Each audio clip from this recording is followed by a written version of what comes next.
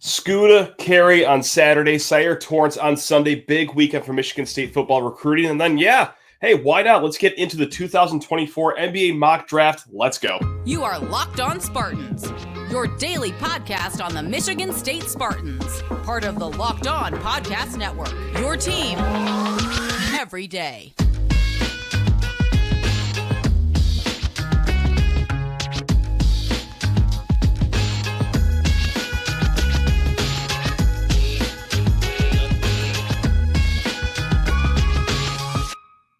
Spartan friends, Spartan family, Locked On Spartans listeners, thank you so much for kicking off your week with us here at Locked On Spartans, your team in green and white 5 days a week here in the Locked On Podcast Network. I'm your host, Matt Sheehan. If you ever want to reach out, lockedonspartans@gmail.com is the place to find us. Hey, you know what? Oh my goodness gracious. Before I forget, this episode is brought to you by FanDuel Sportsbook, official sportsbook of Locked On. Make every moment more. Visit FanDuel.com/LockedOn today to get started. I almost got so excited to talk about these commits that I just almost blew right through the FanDuel portion. So apologies to the FanDuel folks for that one. But hey, let's get into the mix here. After some months of kind of quiet activity on the front for Michigan State football recruiting, not a lot of good news overall. It's about time we get a weekend of some really, really good news, because what's better than one commit? How about 2 commits? And that's what Michigan State got. We're going to work our way back. We're going to start on Saturday because, yes, this is a guy you already know by now. He goes by the name of Scoota. We are talking about Anthony Carrie, 4-star running back out of the great state of Florida, picked Michigan State over North Carolina. North Carolina was his most previous official visit. Of course, visited Michigan State the week prior to that, but hey, this is a guy that has been in the Michigan State circle since his sophomore year of high school, really, and he talked with Rivals, John Garcia of Rivals, to be exact, and said, quote, "Since I was a sophomore, I knew I belonged here." And that's not just a line. This kid was on Twitter for years now, talking about Michigan State. I thought this kid was a 2021 recruit by how often he has been in the mix for Michigan State. He's been around for a while, and he made it verbally official. How about that? It becomes official on National Signing Day, of course, but yes, has committed to Michigan State, a move that has been seeming like a long time coming here. Now, in that piece with John Garcia, he also said, quote, "We're going to go get those guys. We've got to start recruiting. We're going to go get David Stone. We're going to get Quasi Gilmer, those kind of guys." Now, that's a lot of fun. Kid's got a lot of moxie, but hey, let's keep talking about Scoota Carrie, who he is as a player, before going any further in the recruiting notes. So who is Michigan State getting in Scoota Carrie? According to Rivals, a kid that's just outside the top 100 in all of the players in the nation. Rivals has him rated 103rd in the country, top 10 as a running back, and at 6 feet, 185 pounds. Yeah, that's the build of a guy that can start competing for snaps immediately at Michigan State. Now, we'll see what the running back room looks like next year when he does come here. Let's see what Jalen Berger's future is looking like, what Nathan Carter's future is looking like. There's a lot to be determined here, but when you're as explosive as Scoota Carrie is, it's not crazy to think that this kid can have an impact from day one in East Lansing. What really sticks out when you watch his highlight tape, and something that I think can translate to the college game immediately, is how he is in the open field. Now, that's both speed, agility, but one of my favorite things I like to look for in a running back, the vision. Once he gets to that second level, up to that linebacker level or even beyond that, he is as shifty and crafty with his cuts as they come in the running back game. Now, down in Florida, this is stuff that is what he's lauded for, but I'm interested to see how this translates to the college level. And look, he's explosive when he gets the ball. I mean, we talk like this about Nathan Carter, really. We saw it in the open spring practice. Like, when he gets the ball, he's not wasting any steps. Okay, that first and second step, he's taking full advantage of, and he's already, 1 or 2 steps ahead of where everyone else is on the field. There's a hole open. Okay, he's going to hit it pretty bang on. What I'm looking forward to seeing if this translates to the college game, though, is around the edges. He is almost impossible to contain around the edges. And what I mean by that is that defensive ends will come up. They'll try to hold him to the inside of the tackles, make sure that he's playing in the middle of the field. But no, he runs around the defensive end, no matter how high up the field he goes. Because, look, when you're a top 10 running back in the nation in high school, you can get away with that. But we'll see what's going to happen with that in college. Maybe it does work out that way. Maybe he really can burn the edges that solidly as a running back. I mean, it's not like he's playing slouch competition. Florida is one of the great states at football, so it's not like he's just facing a bunch of schlups anywhere else in the country.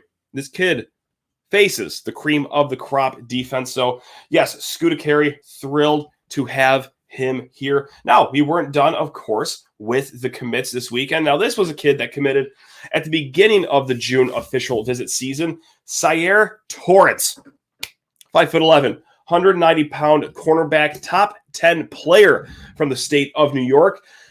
Like I said, visited earlier this month, and it was a one-time Syracuse commit. Now, okay, upstate New York, probably just felt like, yeah, well, college football, this is where I'm going to go. And it's not like upper New York is this crazily recruited area, right? It's not like they're shipping a bunch of scouts over there or having a bunch of camps up there, like kind of like a diamond in the rough find. But, however, when you have Jim Salgado as your defensive backs coach, a guy with, well, not just decades of experience in secondary coaching, but a guy who just spent the last part of his career in upstate New York, he knows a thing or two about the landscape up there, and he zeroed in on Syair Torrence from the get-go. I mean, really started looking at him within the first few days on the job here. And, yeah, takes him away from Syracuse. Again, a one-time Syracuse commit. Also had offers from Boston College and Rutgers, a bunch of programs in that region. But gets him somewhat out of that region here at Michigan State. Now, I got to say, just like a recent secondary commit in Reggie Powers, what sticks out to me about Syair Torrence is at 5'11", 190 pounds. That's already the college body you're looking for. That's not a kid yet. He's got to get in here and, all right, well, we're going to add 15 pounds of muscle on him. No, that's a guy that's ready from the get-go at 5'11", 190 pounds. Now, we'll see if it's all going to translate that quickly into college, but at the very least, it's a guy that Jim Salgado wanted, a guy that could be here for 2-3 years and really become a contributor by that time when it rolls around. But, yeah, these are two good pickups, and my goodness gracious, you guys have listened to the sad shows, believe me. It's delightful not to just win one of these, but win two of these. And Michigan State is starting to get some momentum rolling here. I don't think that this will be it for the week. You might actually already maybe be a little late to this if you're listening later in the week. But yeah, there might be good news to come here. We're going to get to that. We're going to get to a few more recruiting notes for the 2024 class here in a hot second. But first, just need to talk your ears off about FanDuel Sportsbook. Gang, it is a wonderful time of the year to get in on the action. How about just this weekend's Rocket Mortgage Classic, one of my favorite events of the year in Detroit? Golf betting is always one of the most fun sports to get in on the action. Or, hey, if you're more of a baseball person, do that at FanDuel as well. And if you're a new customer, well, hey, enjoy what this gets you at FanDuel. The no-sweat first bet up to $1,000. That's right.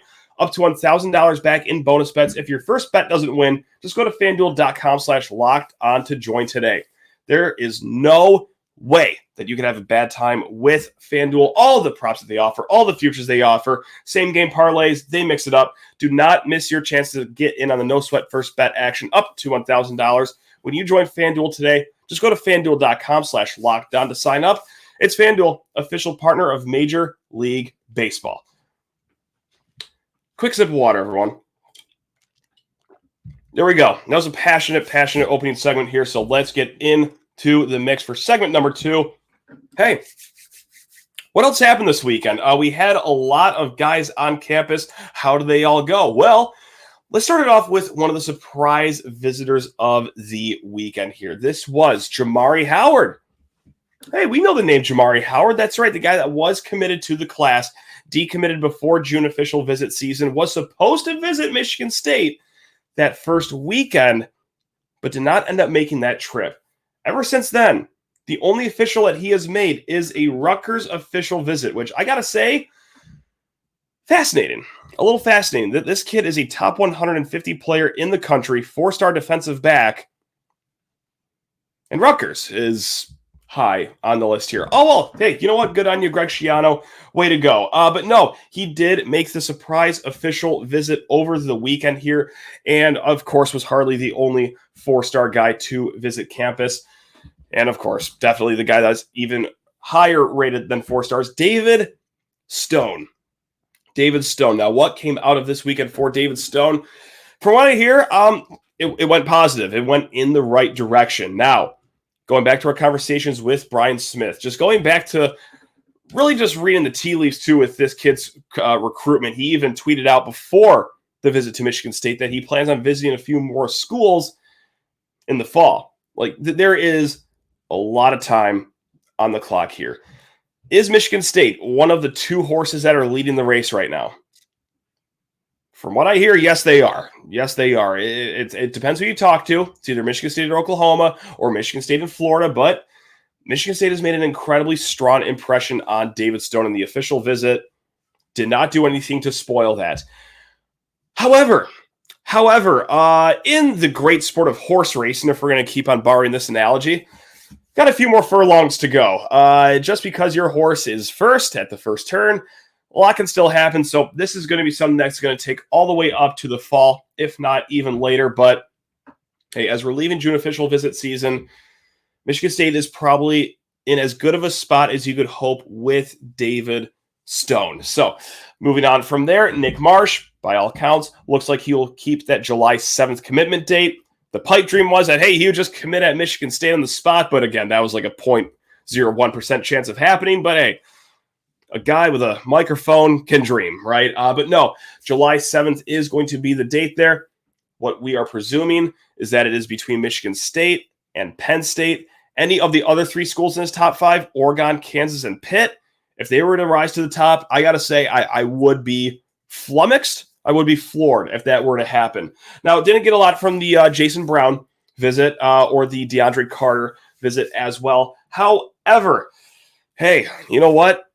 Keep your eye on the Luniewski household on this Monday.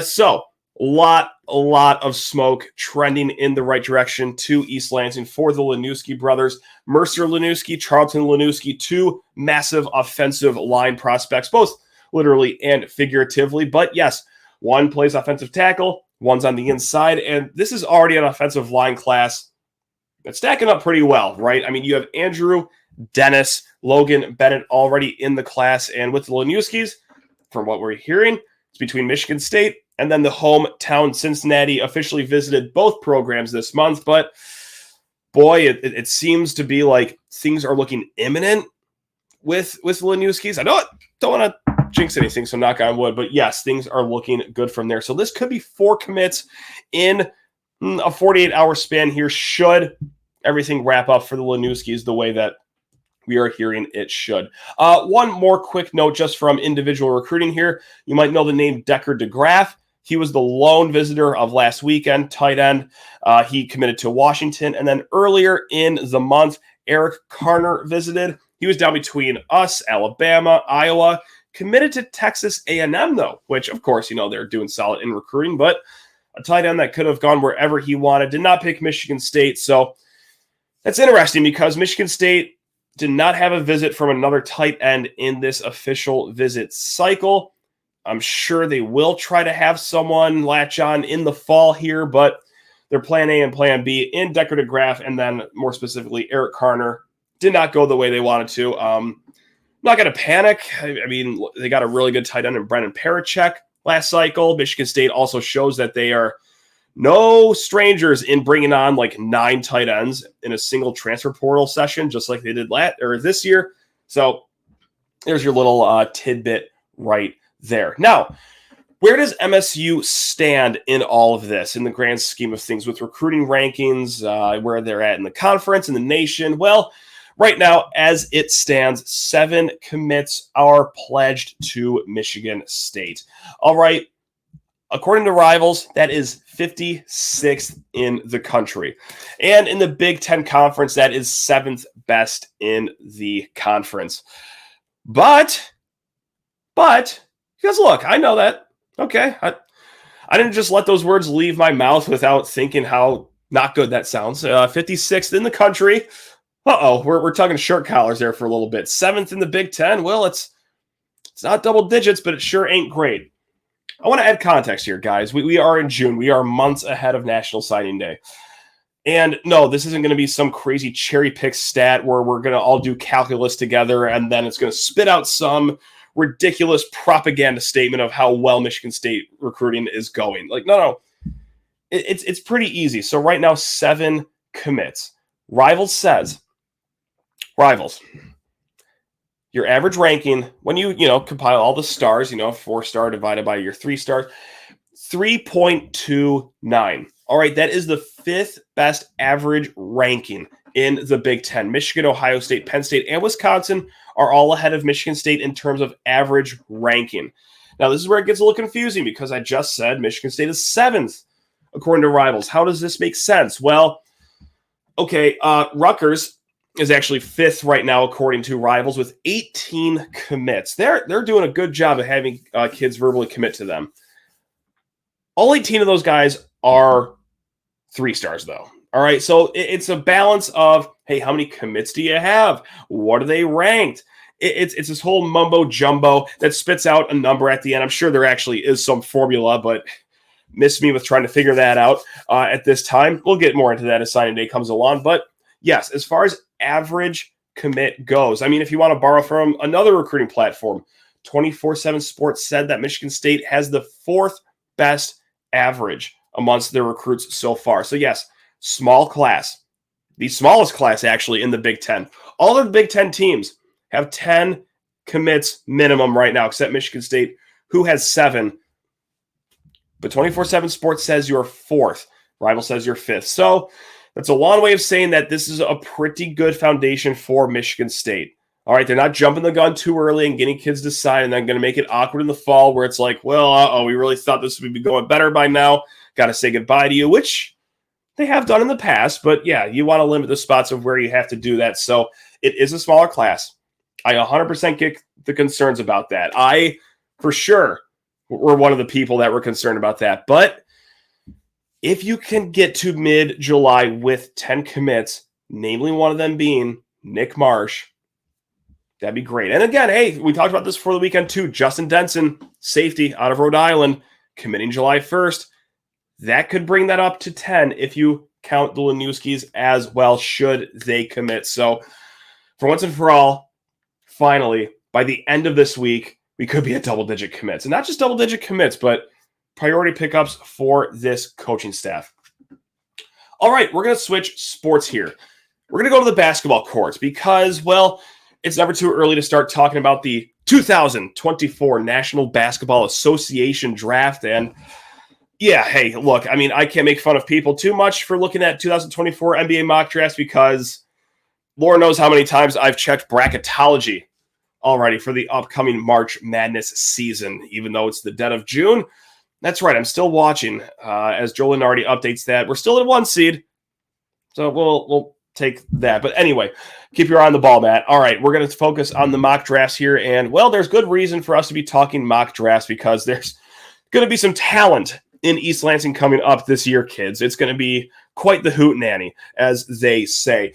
So I got 4 mock drafts here. We're going to go through them all. NBA Draft Room has Xavier Booker at 29th.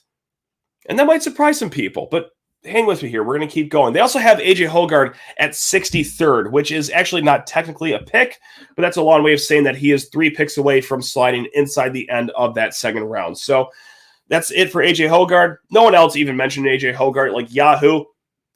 They did not even mention Xavier Booker, which I thought was worth mentioning. They only had their first round mock draft. Xavier Booker, not on the Yahoo mock draft. SB Nation, only first round mock draft as well. No Spartans on that. No Xavier Booker. And ESPN, second round, 33rd overall pick for Xavier Booker. So we've been talking a lot about Xavier Booker this offseason, and why not? Why wouldn't we talk about a top 10, top 15? At one point, the number 1 recruit in the country for 2024. And a lot of our conversation is starting to speak in these mock drafts. And no, it's not just me. It's not just guests that we have on willing into existence that Xavier Booker isn't one and done. No, he's two and probably done. When you see mock drafts like this, you kind of start seeing it already unfold that way. Now that this might be a little unfair to the kid. Again, it's late June. He hasn't taken a dribble of college basketball, but this reiterates a lot of the point that we have been saying. Like, what is my point of bringing all this up? Well, it's, gang, Spartan friends, Spartan family, I want to keep the expectations in check for Xavier Booker. Now, allow me to pull out my note card and go through all the talking points that I have already this offseason. But sometimes kids are ranked as high as they are because of their ceiling. You know, like, he has all the bones. He has the structure. He has the vision of what a Jaren Jackson could be. You know, high motor defensively, high block total, but also that NBA unicorn of, oh my God, this kid's 6'11", and he could shoot threes.